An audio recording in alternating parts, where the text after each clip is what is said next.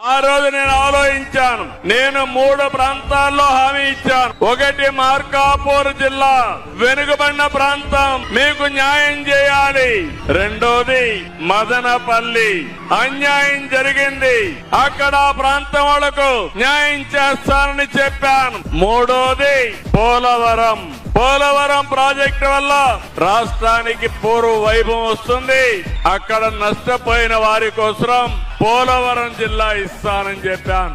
ఈ 3 కూడా జిల్లాలుగా చేసి మళ్ళీ మీ దగ్గరకు వచ్చాను. 3 వరాలతో వచ్చాను నేను మీకు.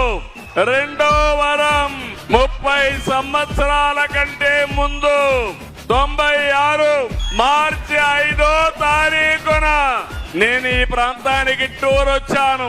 మీ కష్టాలు చూశాను. ఎక్కడ చూసినా ఫ్లోరైడ్ ఉండే నీళ్లు, తాగడానికి వీలులేని నీళ్లు, కరువు ప్రాంతం ఈ ప్రాంతం. మాకు శ్రీశైలం నీళ్లు ఇమ్మని అడిగారు మీరు ఆ రోజు. పిల్లలున్నారు గాని పెద్దలకు జ్ఞాపకం ఉందా అని అడుగుతున్నా మిమ్మల్ని అందరినీ. జ్ఞాపకం ఉంటే గట్టిగా చప్పట్లు కొట్టి చెప్పండి జ్ఞాపకం ఉందని. ఆ రోజు నేను ఆలోచించాను, ఎప్పుడైనా సరే వెనుకబడిన ప్రాంతాలను అభివృద్ధి చేయాలి. మార్కాపూర్ ప్రాంతం ఆ రోజు ప్రకాశం జిల్లా పశ్చిమ తాలూకాలు నీళ్లు లేకుండా ఇబ్బంది పడ్డారు. అందుకే నేను హామీ ఇచ్చాను, భూమి పూజ చేశాను, ఫౌండేషన్ వేశాను.